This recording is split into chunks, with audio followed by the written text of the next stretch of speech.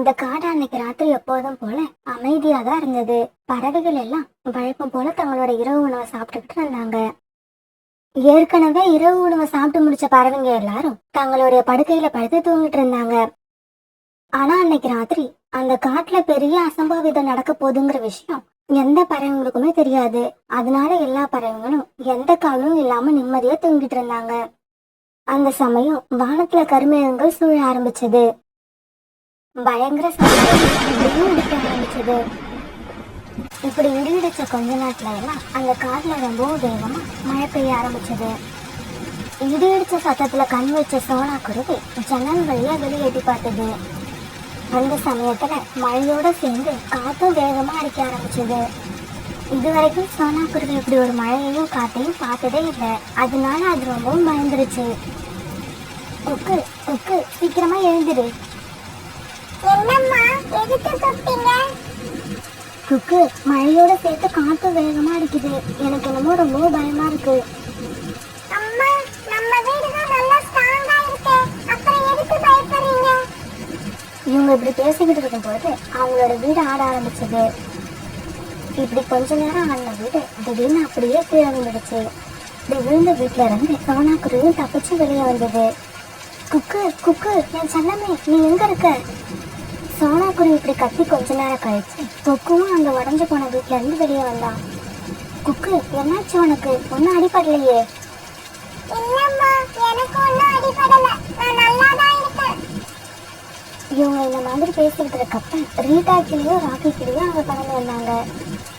சோனா, உன் வீடு உடஞ்சி போயிடுச்சா? எங்க வீடு உடஞ்சி போனதால உன் வீட்டுல தங்கலான்னு வந்தோம்.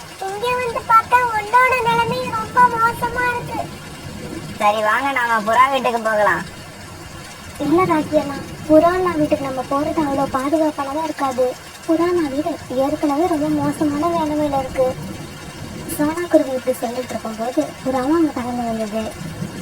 புறாண்ணா, உங்களை பத்தி இப்பதான் பேசிக்கிட்டு இருந்தோம். சரியான சமயத்துல நீங்களும் வந்துட்டீங்க. என்ன இது இப்படி ஆயிடுச்சு?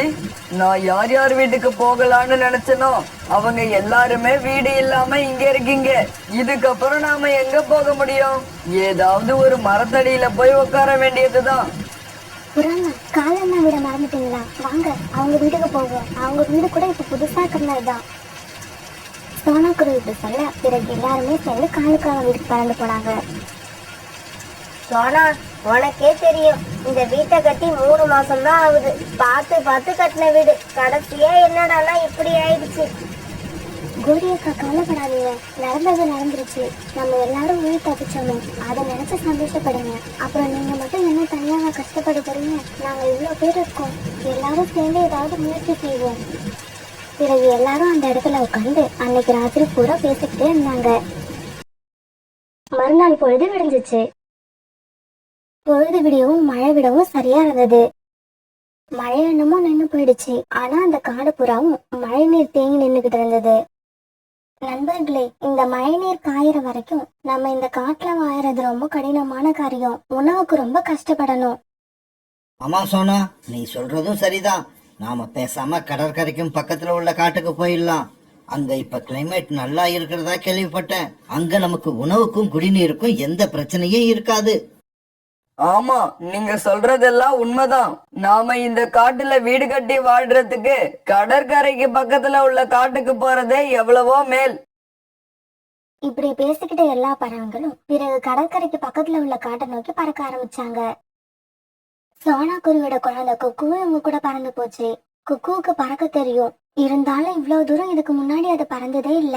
அதனால கொஞ்ச நேரத்துல எல்லாம் குக்குவோட ரெக்கைகள்ல வலி எடுக்க ஆரம்பிச்சது. அம்மா, என்னோட ரெக்கைகள் ரொம்பவும் வலிக்குது. என்னால இதுக்கு மேல பறக்க முடியாது. குக்கு இப்படி சொன்ன உடனே பிறகு சோனா குருவி குக்குவை முதுகுல உட்கார வச்சுக்கிட்டு பறக்க ஆரம்பிச்சது. பிறகு இப்படி ரொம்ப தூரம் பறந்த இவங்களோட ரெக்கைகள் ரொம்பவும் களைச்சு போனதால ஒரு மரத்து மேல உட்காந்து ஓய்வு எடுக்க ஆரம்பிச்சாங்க. சோனா, இப்படி எல்லாம் நடக்கும்னு நான் நினைச்சு கூட பார்க்கல.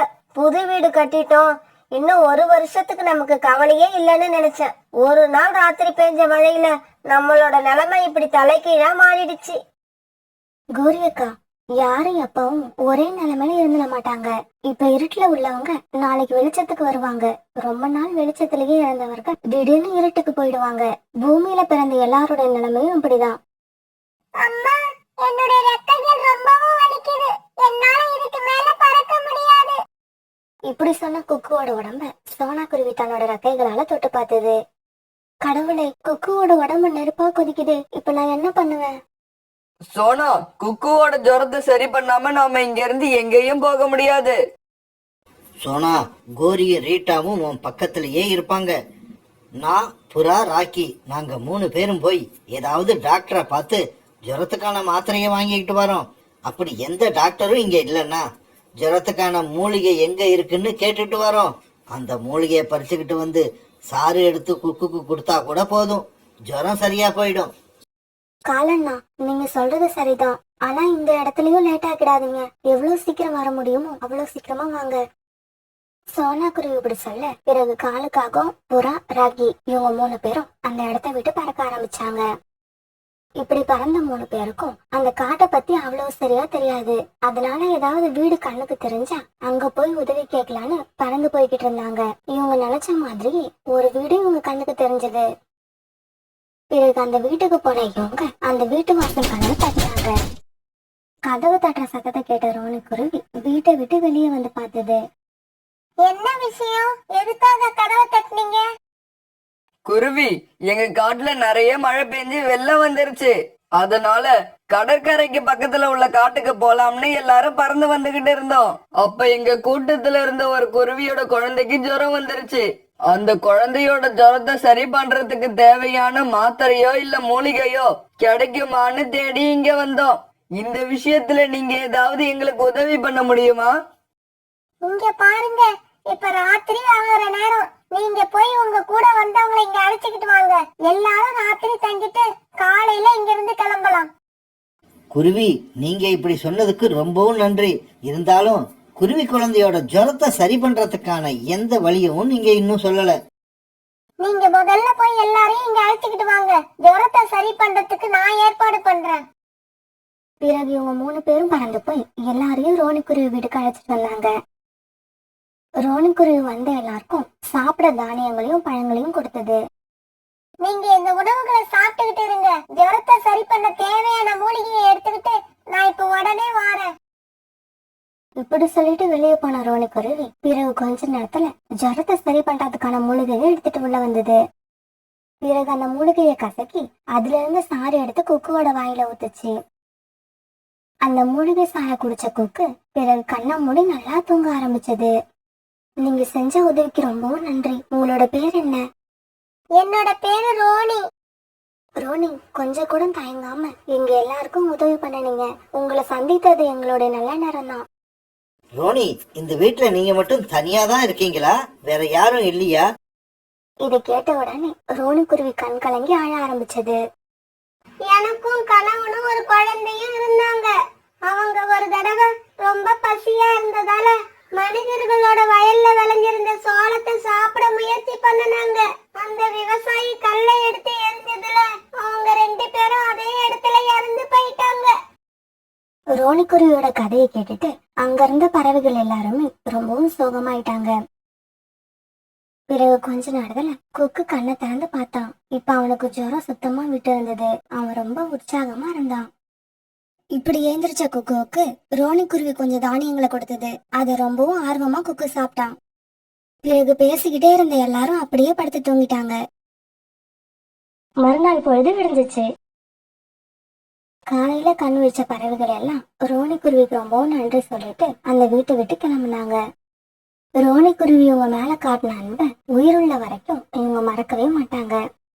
இப்படி பறந்து போய்கிட்டே இருந்த இவங்க சீக்கிரமாவே கடற்கரைக்கு பக்கத்துல உள்ள காட்டுக்கு போய் சேர்ந்துட்டாங்க. அந்த காடு ரொம்பவும் பசுமையா இருந்தது.